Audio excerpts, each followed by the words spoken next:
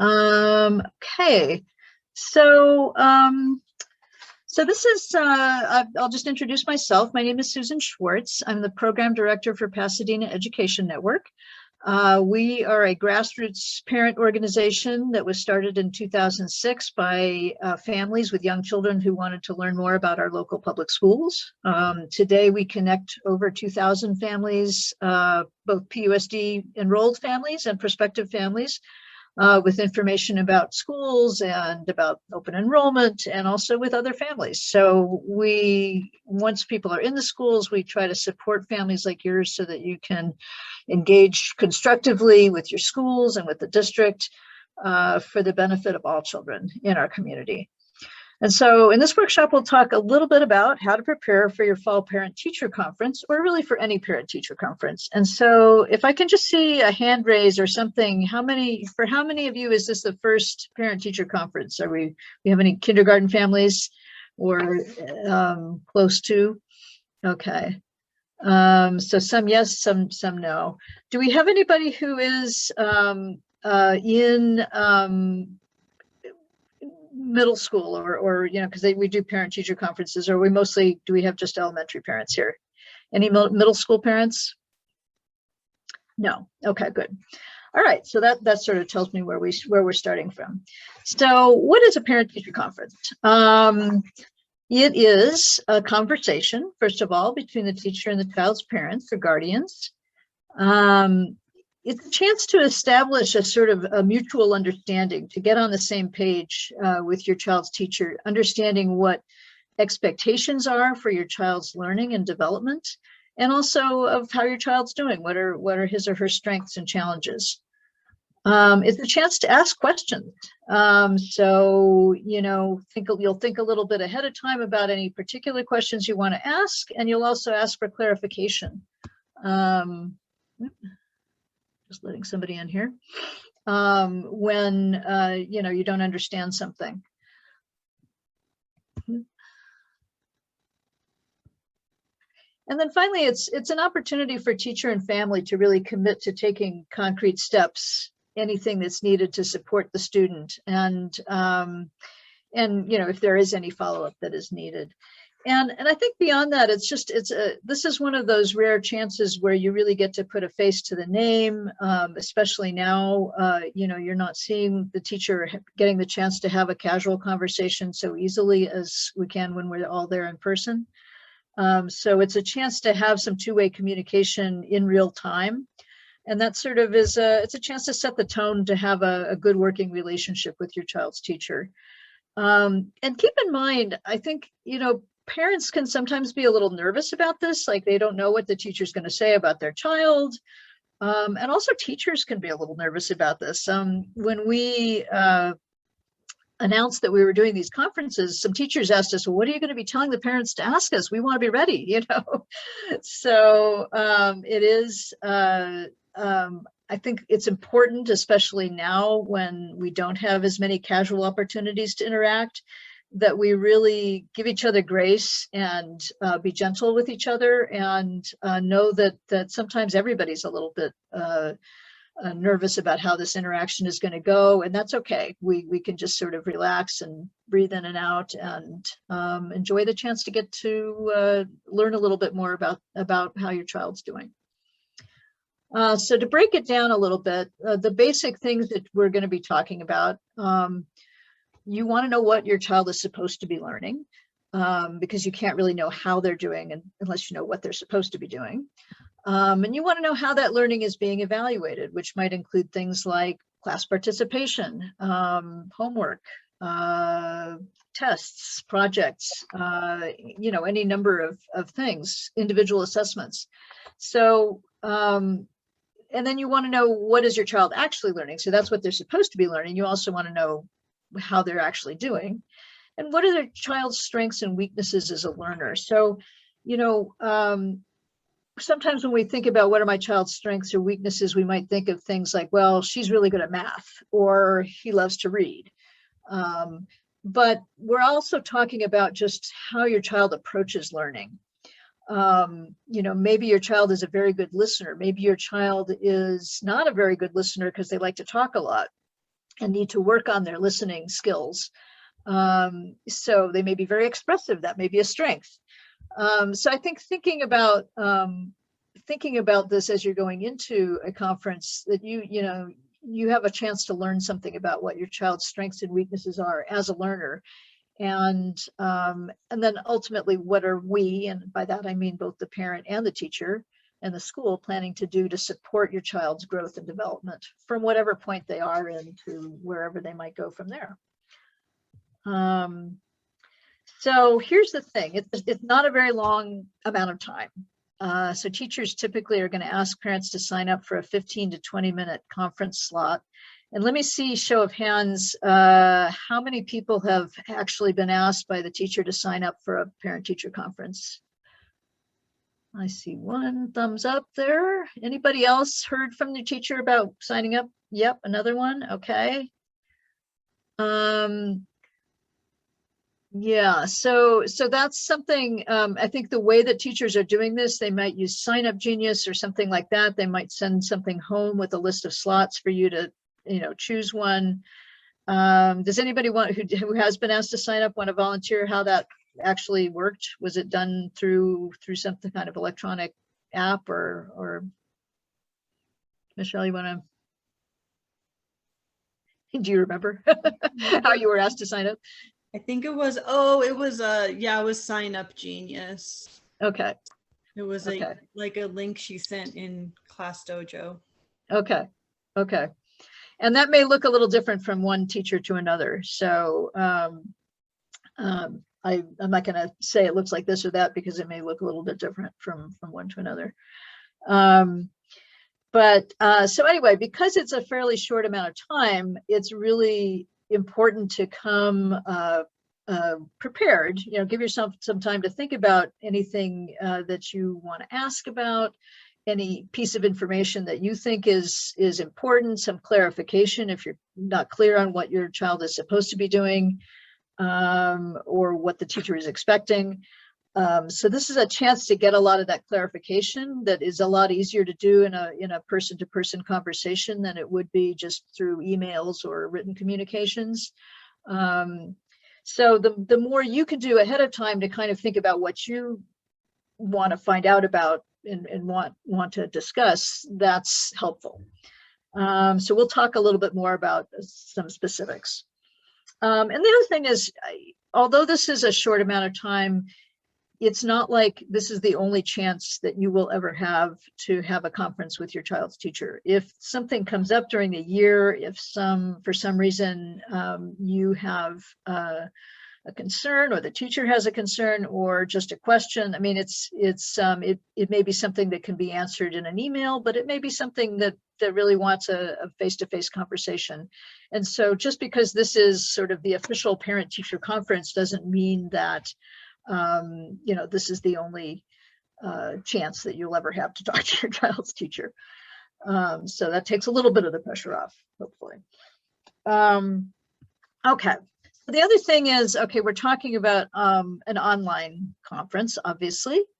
And that's different than usual. Usually you'd go in and sit at the little kidney-shaped desk with the teacher, and they would lay out some of your child's work and talk about it. And obviously we're not doing that. The thing is that we also now have different sources of information at our disposal electronically as well. So we've always had the parent portal, which is the access to ARIES, where the gradebook and attendance and other information about how our child is doing can be found. And I don't know, Elizabeth, are you able to drop into the chat the link to Parent Portal, or the link to find out more about Parent Portal while I'm talking about this? Sure. I will do that. I will post the link right now. And also I'm going to talk about Canvas, so not very much, but that would be the other link. So yes, great, thank you so much. I lost my place here. Okay, sorry. Yeah, so I think you want to sort of gather the resources that you already have. So if you've been looking at the Canvas page for your child's class, you can see you get some idea of what they've been working on and what they're doing. And this may vary a little bit from teacher to teacher as far as how much the teacher posts. That's what I've gathered from what I've heard from different parents. Some teachers are really very thorough about putting a lot of information on the Canvas page, and some less so. But the point is really just to sort of look at the information that you've already been sent before you go into the conference. So that may be something that was explained during back to school night. It might be something that the teacher sent home in the backpack. You know, maybe the teacher sends home a weekly, here's what we're working on this week notice, or something of that sort. So you want to sort of collect those things, you know, whatever information you already have been given, and just sort of see if you have any questions, you know, if there's something you don't understand, or just feel like you're missing something. But you know, that's a good task to do ahead of time, just because then you're prepared to kind of get to the meat of stuff. The other thing is, because you will be online, you want to make sure you have a place picked out to where you're going to be when you do the conferencing. So may have to do with your internet access. It may be that you need a quiet place where you're not going to be disturbed for the 15 minutes. And if you have your kids at home, and if they're going to be home during the time when you're conferencing, then you want to think about how you're going to work out those logistics too, so that you can be having that conversation with the teacher. And, you know, it may be that having earphones, for example, makes that a little easier for you to have a frank conversation with the teacher. It may mean that you are going to put your children down in front of the TV with something that lasts 20 minutes. I don't know. For different people, it means different things, and it kind of depends on when your conference is actually scheduled. What's that? Except for pizza. I'm sorry, pizza's my. I'm sorry. One more time.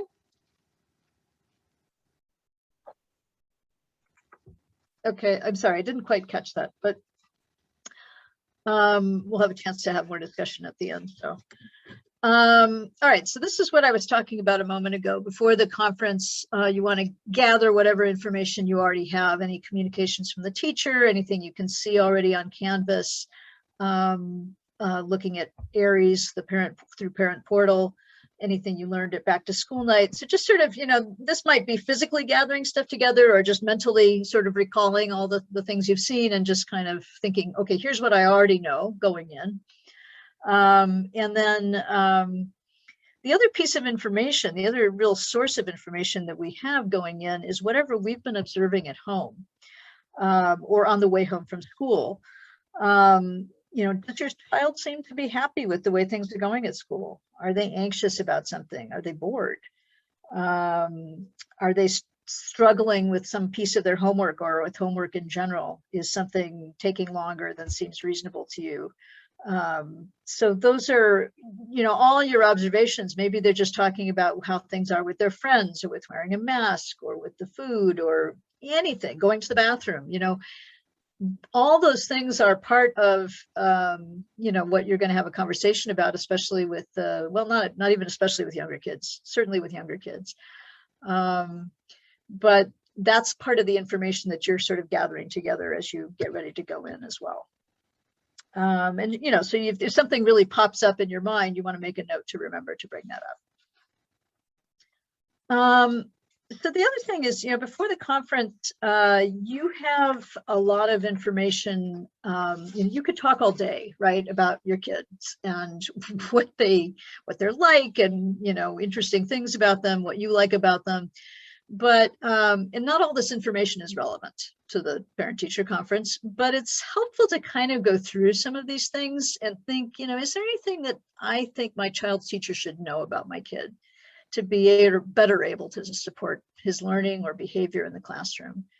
So again, it's sort of like, what are the things that my child likes about school?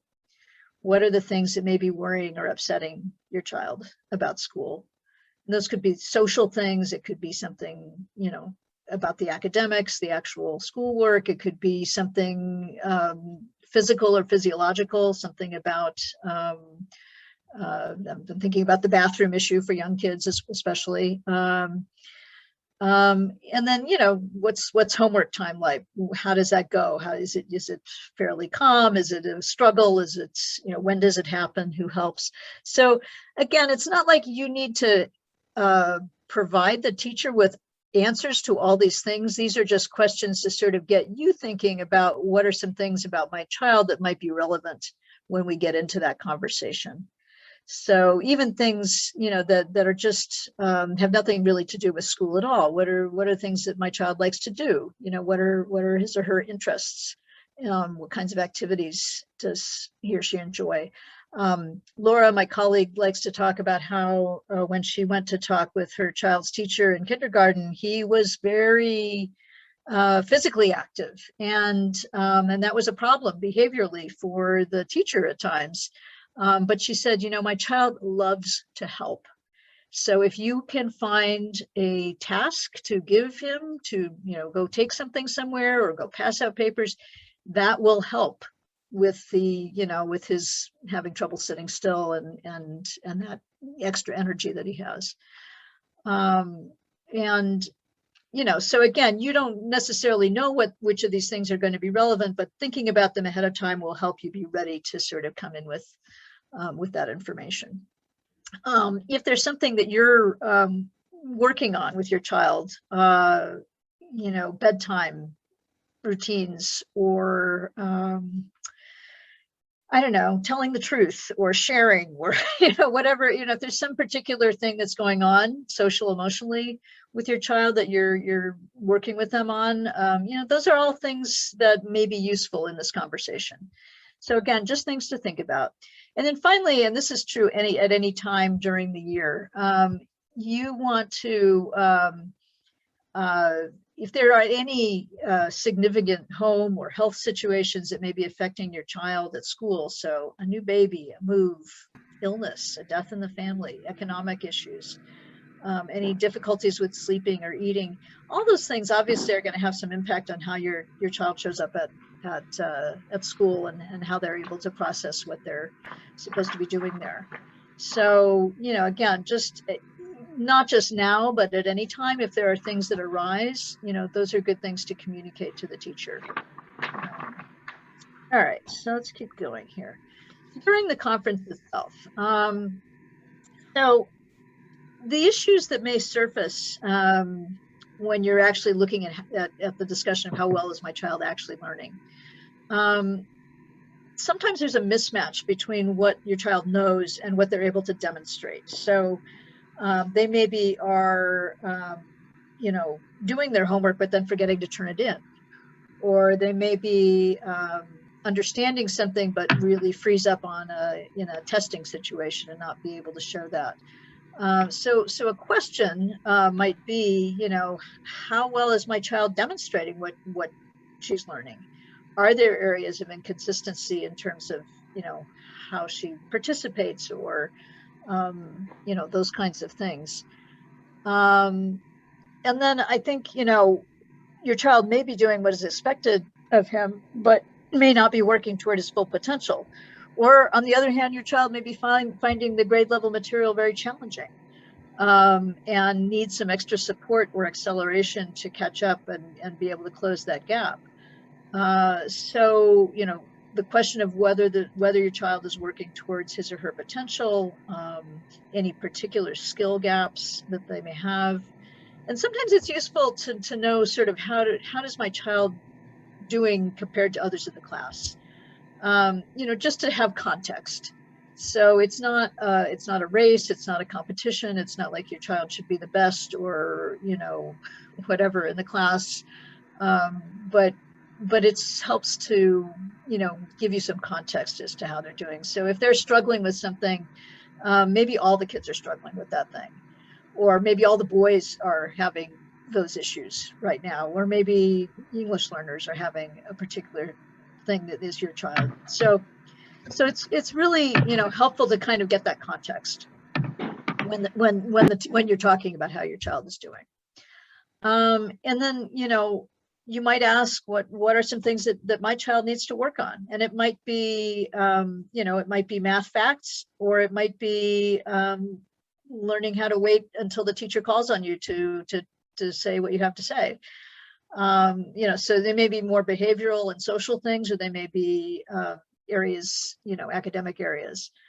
And then if there are any particular gaps in terms of skills or, you know, the grade level standards, and obviously if you've got a kindergartner, this is hardly an issue, but if you have an older child, it might be quite important. You can ask, how are you as a teacher working to accelerate my child to help him or her get over those gaps, get what he needs to take on the grade level material? And then what can I do as a parent to support that? In some cases, it may be, you know, if it's a very severe gap or a large gap, it may be that some tutoring or other supports are needed. And so you can ask, where can I get that? If your child has special needs or that you know about, and you need to seek resources, or you know need to talk about meeting with the teacher about the IEP, you know, that's all that can come up at this point. But it's again, it's sort of this is such a weird year in some ways, because everybody is coming in with a strange gap of the last year and a half, and so I think teachers are reporting generally that they're seeing a bigger discrepancy between, you know, kids who would normally be somewhat closer together in terms of their skills and abilities. And so knowing sort of where you sit in that and what to expect, and whether there's anything that you can be doing or should be doing to support your child's learning is helpful. There's such a thing as EduSpeak. There are a lot of terms that teachers use. You know, if the teacher uses a word or mentions something that you're not familiar with, please, you know, stop, say, can you explain that? Can you give me an example? It's really easy to kind of sit there nodding and saying, and then realize I have no idea what you just said. So don't let that happen. You know, stop and say, growth mindset, what exactly do you mean by that? Or PBIS, I don't know that one. And so, you know, if they use a word or mention something or show you something and you're not sure what it is, don't feel embarrassed to stop and say, hey, hold on, can you just explain what that is? And maybe give an example. Oh, got somebody coming in, right. Sort of going back, you know, if it comes that you're out, that your child is not working to his or her potential, or that there are some big gaps, or even little gaps, you might have some time where you want to explore what are some obstacles to my child learning or making progress. You might think this was where you might go back to your list from before and think about, are there any factors happening at school or at home that might be making it hard for my child to thrive? And so again, sort of thinking about what you've heard about the school experience from your child, what you've seen, what you know about them. And then the other thing, and this is more for checking in with the teacher, are there any atypical learner issues? You know, dyslexia, ADHD, are there some things that are potentially want to get explored a little bit more? And what follow-up do we do to assess those needs if it seems like there may be something? And usually, you know, you might have some inkling that there's something, or the teacher might say, you know, I've noticed this. And it may be something that is very typical for, you know, very much within the range of what you would expect for kids that age. Or it may be something that suggests there might be something outside the typical, and that maybe needs more assessment or resources.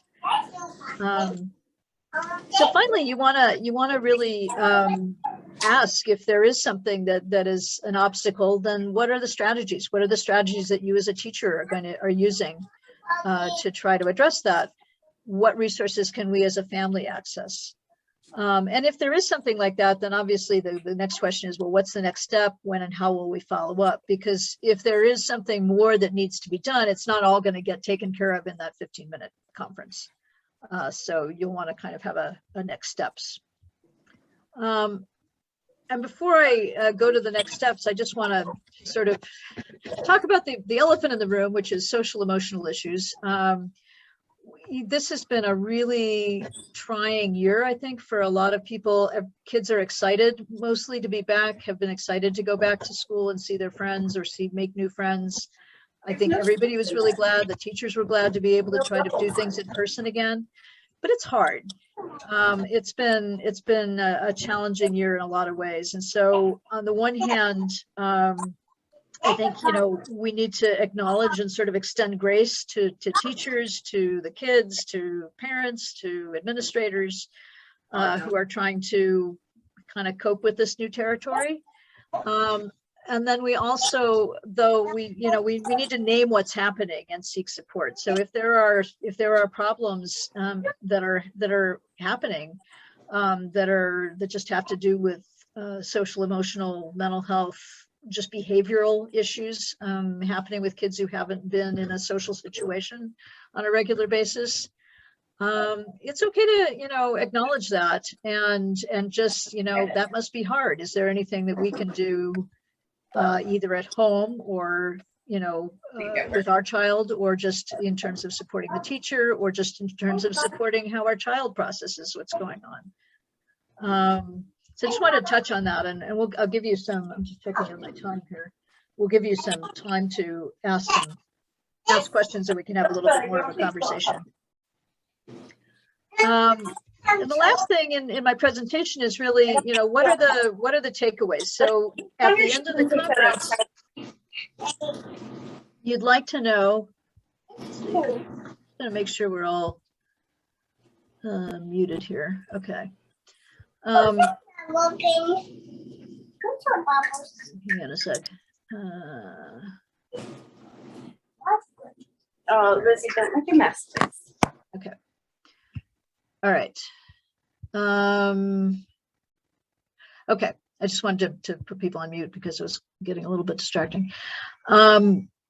So at the end of the conference, what you really want is what are the takeaways? What is one thing my child could do to get stronger or better at something, develop a more of a growth mindset and know how to sort of take on problems and have that resilience to learn and overcome challenges, or just be happier. What's one thing that would make things better for my child? And what's the teacher or the school doing in that regard, or planning to do, and what's something I can do as a parent? So things I can do at home, any recommended resources, and then what are the next steps? So you may have something that you want to plan to follow up or check in about.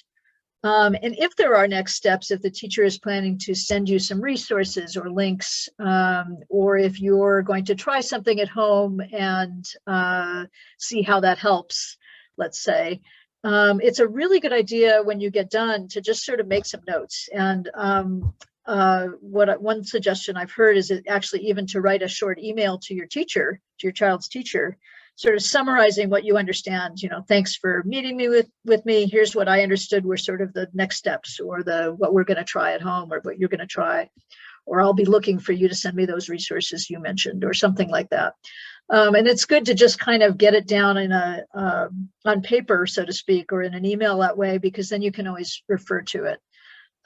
If you're not sure, or you can't remember, was she going to send me something? Now I can't remember. Was I supposed to do something?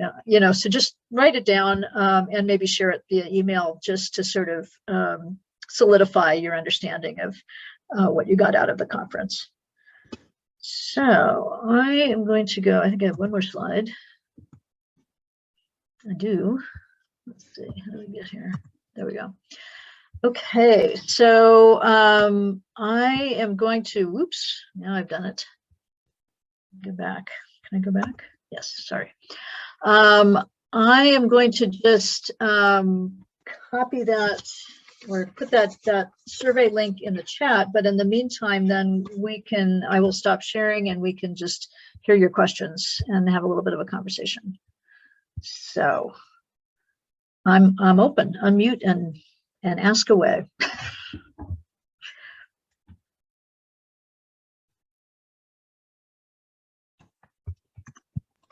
I have a question. Yeah. I'm wondering if it's an appropriate context in the teacher conference to bring up like maybe issues or concerns you have about another student and how they're interacting with your kid, or should you just kind of be focused on your own child? You know, I think if something is affecting your own child and you're getting some sense of that from what they're telling you about their interactions with another student, it's perfectly reasonable to bring that up. The teacher isn't going to be able to tell you things about the other child or, you know, what they're going to do regarding the other child, but I think one of the things that's really helpful about a parent-teacher conference is that you can you both come with perspectives, right? You know, you see your child in one setting, the teacher sees your child in a different setting. The teacher is observing the interactions between kids in the classroom and on the playground. And so, you know, they may have some insights about something and you have insights about something. And so if you have something that's concerning you because you think it's affecting your child's experience of school, it's a fair question to ask. You know, can you tell me anything about what's going on with, you know, James and Ryan, you know, because I'm getting a weird sense about this, or I'm hearing some concerns, or, you know, and you can name a name, or you can, if it is a particular kid that is, you know, a particular relationship, or it might just be, you know, my kid tells me that kids are fighting on the playground, or that there's a kid who, you know, is always punching everybody or something, you know. I mean, it's fair. Those are perfectly fair questions to ask about. Okay, thanks. Yeah. I'm just typing the survey link, but go ahead and anybody chime in with another question if you have one.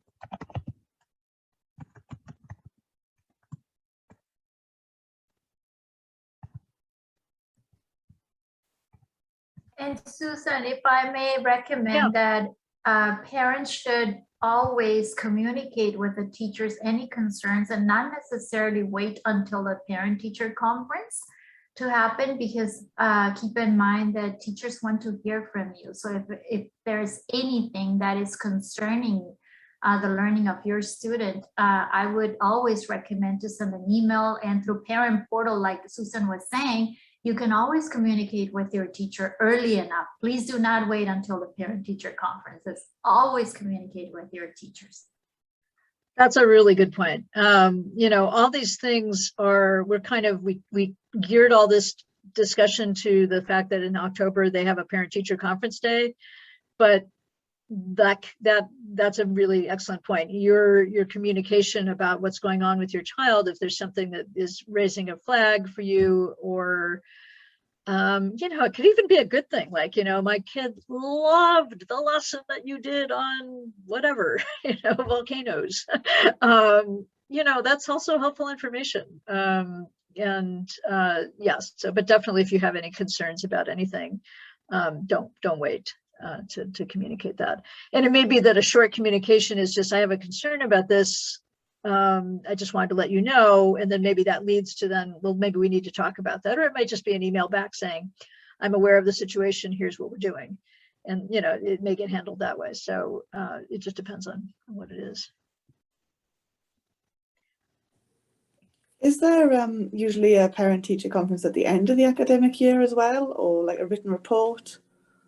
You know, there isn't a scheduled day the way there is in the fall. Interestingly, I've always sort of wondered that same thing myself. Like, shouldn't there be something like this at the beginning, at least at the beginning of the second semester too?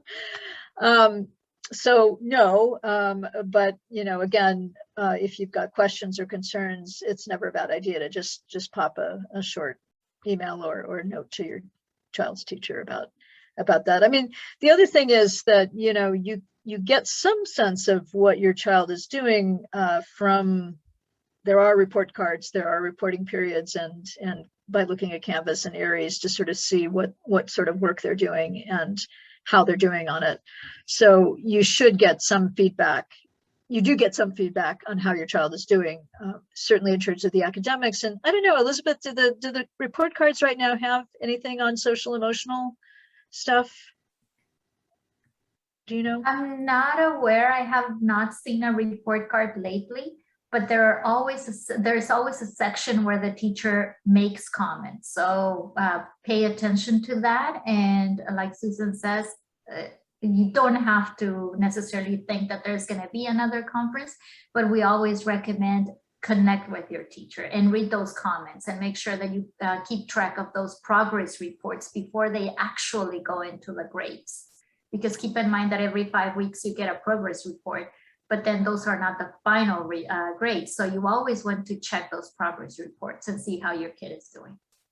And Elizabeth, would you be seeing those through Canvas or through Parent Portal? But through the parent portal, you can see those, yes.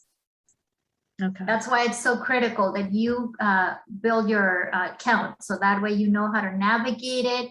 And I'm just overwhelmed of how much information there is, and sometimes parents do not take advantage of. Like, for instance, you can get a weekly report from the teacher through Parent Portal.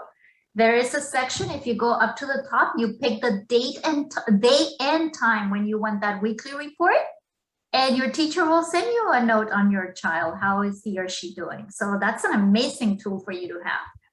Yeah. And you dropped the link already in the chat for that. Yes, I did. For learning about Parent Portal. Yeah. Yes, I did.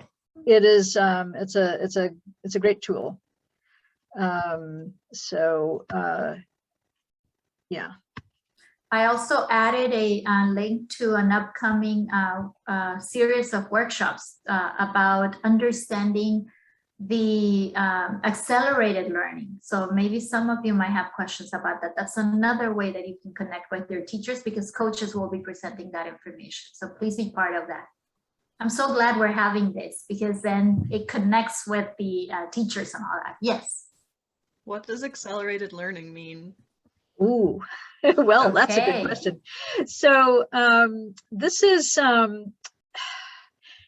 because students sometimes fall behind where they're meant to be at grade level. And again, for if you're in kindergarten, this isn't so much of an issue, but first, second, as you go on through the years, when there is a gap between some piece of learning or some standard that was not really absorbed by the child in the previous grade or the previous unit, and now we're doing a lesson that sort of depends on knowing something from before. The idea of acceleration is, in a nutshell, is basically giving the child, instead of saying, okay, you can't do this lesson, you have to go back and learn all these things from last year or all these things you missed before you can even do the grade level stuff.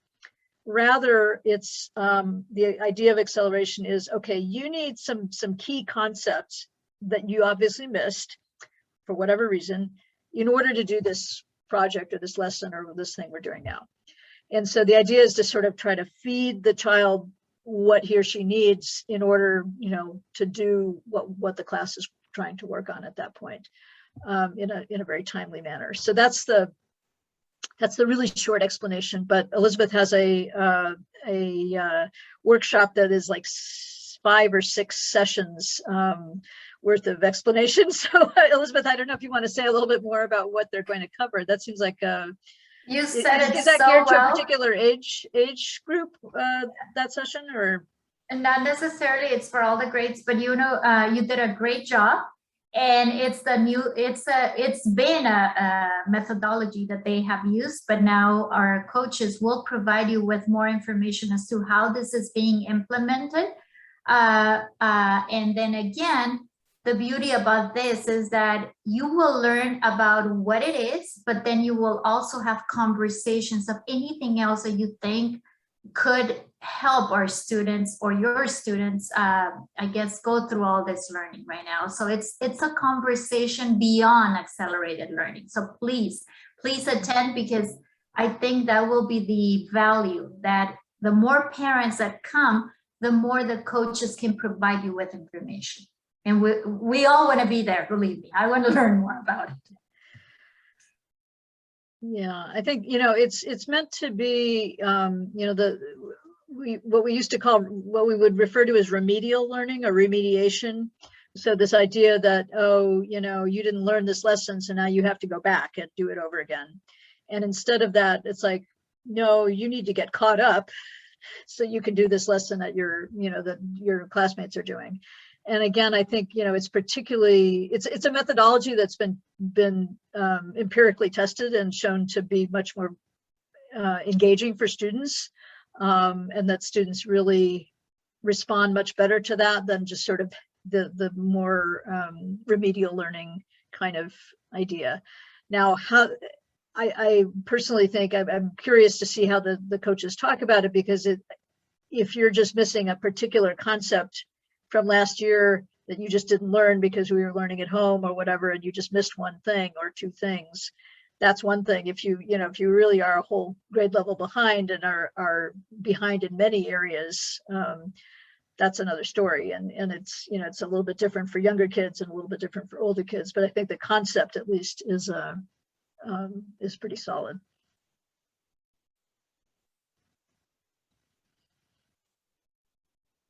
All right, so any other questions, concerns, thoughts? Feel free to unmute and chime in, or you can put something in the chat if that's easier. I'm just going to drop my participant evaluation survey link in the chat one more time. And it's a really short survey, but if you can do that when we're done, that would be great. And if you came in after Susan announced, to please type in your name and school. And if you wish for us to communicate with you, please add your email, because I think we have more attendees than what I see on the list, and it's also for attendance purposes. So please give us your information. Yeah, that'd be great.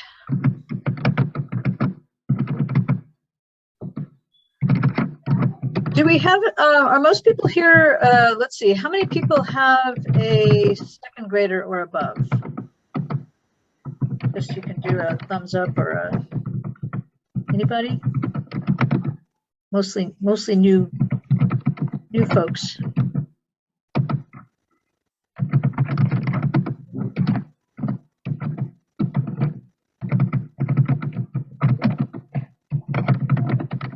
Okay. All right. Well, thank you very much for joining us. Oh, there we go. All right. So yeah, we will post up a copy of the presentation on our website, and if you put your email in the chat, then you'll be able to get it. Hey, Susan, I just clicked on that link for SurveyMonkey and it's Spanish. Oh no, I gave you the wrong link. Oh dear. Okay, let me quickly go and get the right link. Thank you for telling me that. I would have just been very sad if nobody did my survey after I created it.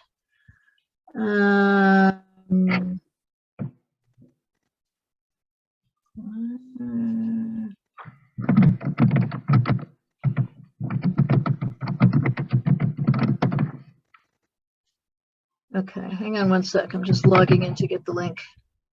Make sure I have the right link.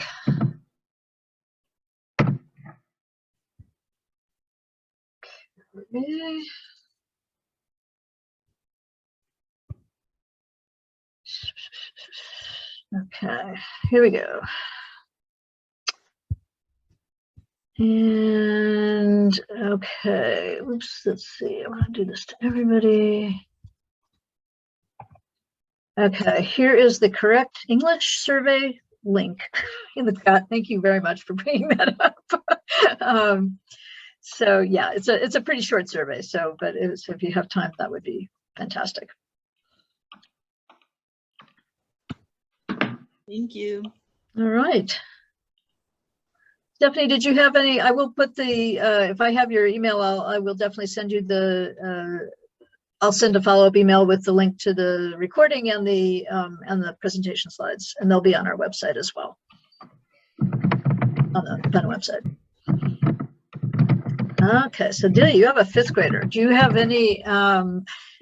Do you want to share at all any questions or experience from past parent-teacher conferences? What's worked well? What hasn't?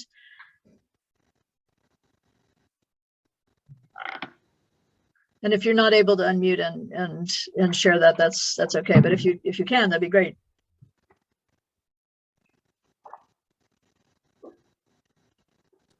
Yeah, sorry, I'm at my daughter's swim class right now. It's pretty loud in here.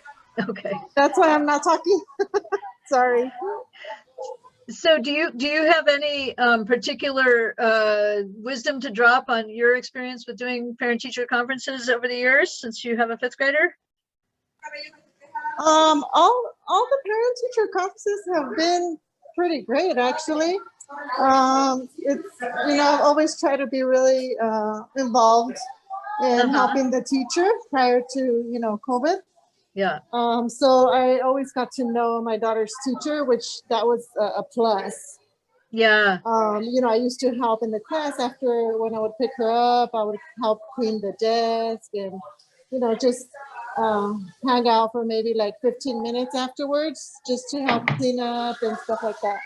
Yeah. So that helped a lot, get to know the teacher. And so the parent conferences went really well. This year, it'll be different because I haven't really talked to her teacher besides a couple of emails. Yeah. So, yeah, and there's a few issues that, I need to bring up to the teacher. So Was this helpful at all? Do you have any questions? This was really helpful, really helpful. A lot of things that I didn't even think I was going to bring up. And, it's going to help me a lot with the things I want to bring up to her. Good. Okay. Thank you. All right. Thank you for coming. Yeah, I think, it's I think keeping in mind that teachers are sometimes nervous as well as parents, about how is this going to go and what kind of a conversation is this going to be. And, you might be, you might have something to say that they're not ready to hear, and they might have something to say that you're not ready to hear. So, but I think just having that recognition that the communication is, and putting the face to the name, and just sort of saying, we're here to support my kid and the other kids and do the best we can. And just sort of that commitment going in, and that attitude going in is really, really helpful, because, there could be problems, there can be issues, there almost always are something is always an issue for somebody. So, that's not something to be afraid of. It's just something to be upfront about and to try to approach constructively. Yeah. All right. Well, if anybody has any questions, you can always email me at susan@pennfamilies.org. if something comes to you in the middle of the night and you want to ask. But otherwise, I think we'll let you get on about